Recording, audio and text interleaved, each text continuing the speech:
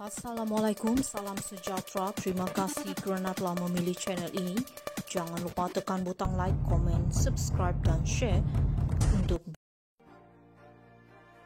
Vel Pari dedah butiran pertemuan Dr. M. Anwar pada 1998. Bendahari Agong MIC Datuk Seri S. Vel Pari mendedahkan apa yang berlaku ketika pertemuan antara bekas Perdana Menteri Tun Dr. Mahathir Mohamad dan bekas timbalannya Datuk Seri Anwar Ibrahim sebelum pemecatannya pada September 1998. Dalam temu bual dengan utusan Malaysia, Vel Pari berkata beliau mengiringi bapaknya Tun S. Samiwelu yang ketika itu adalah Presiden MIC dan Menteri Kerja Raya dalam pertemuan di kediaman rasmi Mahathir di Sri Perdana Kuala Lumpur.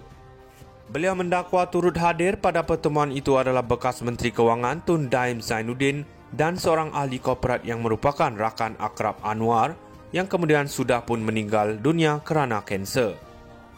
Beberapa hari sebelum pertemuan itu, Vel Pari mendakwa bahawa Anwar menyuarakan kegelisahannya kepada Samiwelu semasa sebuah majlis di Pulau Pinang. Kata Anwar kepada bapa saya, definitely dia Dr. Mahathir akan tahan saya kerana dakwaan kes rasuah dan liwat. Tapi bapa saya cakap, don't worry, kita cari solution.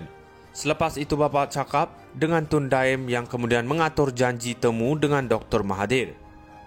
Dalam pertemuan di Sri Perdana itu, saya dan ahli korporat berkenaan duduk berdua beberapa meter dari perbincangan mereka berempat, Dr. Mahathir, Anwar, Daim dan Samiwelu. Tetapi masih boleh didengari apa yang diperbualkan, kata Vel Pari. Menurutnya beliau tidak dapat mengingati tarikh sebenar pertemuan itu, tetapi ia diadakan tidak berapa lama selepas pendedahan wujudnya unsur nepotisme dalam pengagihan kontrak-kontrak kerajaan semasa Perhimpunan Agung UMNO pada Jun 1998. Dalam pertemuan itu, Anwar meminta maaf kepada Dr. Mahathir dan berjanji tidak akan serang lagi anak-anak Dr. Mahathir yang dikatakan mendapat banyak projek kerajaan waktu itu. Dr. Mahathir kemudian cakap, kalau dihentikan serangan itu, sebagai balasannya, Anwar akan dipilih menggantikannya jadi Perdana Menteri.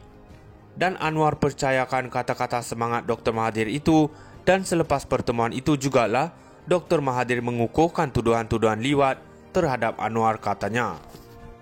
Vel Pari berkata beliau terpanggil mendedahkan butiran perbualan dalam pertemuan itu kerana berasa kesian dan bersimpati dengan anggota keluarga Anwar, khususnya istrinya, Datuk Seri Dr. Wan Aziza Wan Ismail dan anak sulungnya Nurul Izzah yang begitu percaya seandainya Pakatan Harapan menang pilihan raya umum ke-14.